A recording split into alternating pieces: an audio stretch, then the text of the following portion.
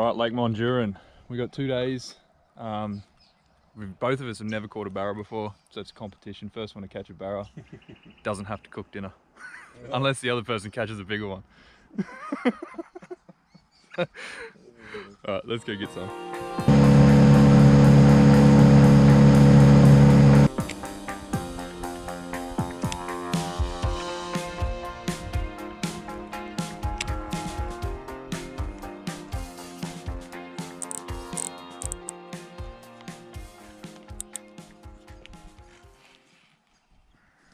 Alrighty, eh? First cast for a barra.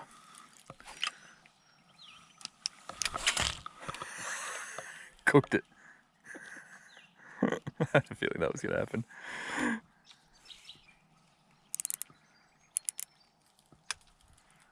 Guess you kind of got to figure out what retrieve they're going to like, eh? Yeah.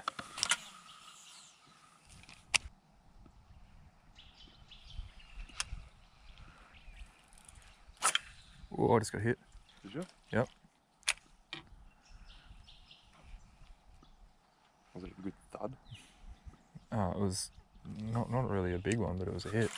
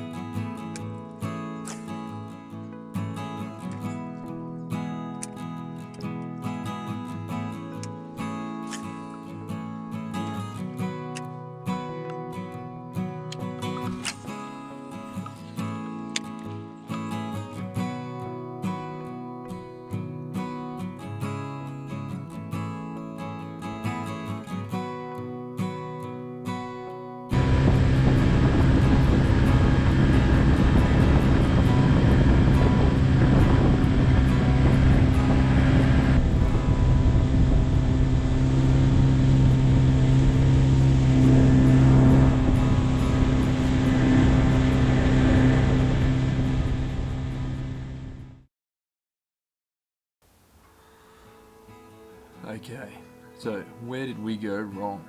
I could make any number of excuses for that trip, but I think it comes down to probably time on the water. We were pretty limited. We only had our 2 days. You know, I've heard of guys spending 5 days there and not catching a fish until the afternoon of day 5. All in all, we probably should have maybe planned that a bit better and had a bit more time. I suppose weather wasn't the greatest. I mean, it was amazing weather. It was perfect. It was like perfect boating weather, which is all we did, but not great fishing weather. So for the week before, we had like consistent southeasterlies, and because of that, we sort of mapped out where we were going to fish, and we fished all of the, or as many of the sort of northwestern banks, points and bays where the wind would have been lapping against for the previous week. But pretty much the day that we got there, total glass out, not a breath. So it was just like consistent winds for a week, and then the day that we get there, nothing. Not a single breath of wind. So that was awesome. Made it super hard. And I think usually that probably would be a massive issue, but like for a lot of guys in their their bass boats and stuff like that, or just a fiberglass boat in general. But we're in a tinny. Every step you make, every move makes an unnatural noise in the water. So it was hard to stay real quiet. But the place is just too big to be in a kayak or a canoe or anything like that. It's an enormous dam. I didn't actually realise how big it was until we travelled back from the top end of the dam back to the boat ramp. It took us quite a while. Lure selection possibly, maybe we could have taken a few more. Different colours, different styles, possibly a few more suspending hardboardies. That probably would have been key, I reckon. Maybe some double clutches or some current masters or something like that. My brother he was throwing a current master most of the time. Maybe jackal squirrels or something like that.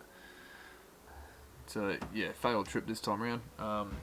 We'll be back there, but I did say to Mark, my brother, that I don't think it's worth going back until we get a good sounder that's got side scan, down scan, and all that sort of stuff. Because a lot of the time, we'd be sitting in a bay or on a point, and we'd watch these pros, like these guys with the bloody $100,000 boats and stuff. They're just motoring around. They'll just rock up. They'll sit there and they'll scan a point, and I'm watching them, and they'll mark. They'll sit there on their TV screens and they'll mark that there's a fish there or not, and then they'll gas it again, go to the next point. I'd say that they were doing that throughout the day, and then probably coming back at either night time or the last light to fishing those points that they saw fish on earlier in the day, and really prioritising their fishing time. And that's probably how they were getting fish, which is something we just couldn't do. This, the sounder that I've got, it's an old Hummingbird. I think it's a Helix 5. It's basically just a depth sounder. That's all it is. So yeah, I'm not making excuses, which sounds like I am. Sounds like to me I am making excuses, but I'm not trying to. Maybe I should change the channel name to like The Average Fisher or something like that. But yeah, anyway, thanks for watching. If you've made it this far, I hope you learned something out of this, and don't do the same as what we did, and instead give yourselves more time, probably more lure selection. I think maybe another thing could also be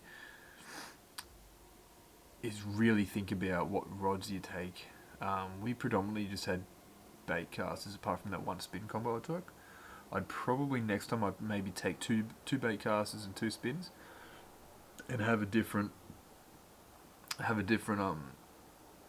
style of lure on each rod. So then you could just throw one, you could do 10-15 casts with that one. Okay, that's not working, pick up another rod and throw it immediately, instead of then having to rummage around and making noise in your boat, etc, etc, etc. So yeah, definitely lessons learnt, and we will be back there for sure one day. So yeah, anyway guys, thanks for watching. Please like the video if you liked it. Comment down below what you think we should have done differently, or have you been to Lake Monduran? Did you catch fish? Where did you catch fish? What were you using, etc, etc, etc. Or if you don't want to give those secrets out, it's fine. Nobody wants to give those secrets out. But yeah, like, comment and subscribe guys, and so on the next episode, day 1 I went out in the boat by myself, and then the next day took the kids out with me, and we did alright.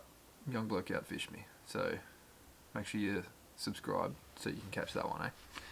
Alright guys, I'll catch you on the next episode. See ya.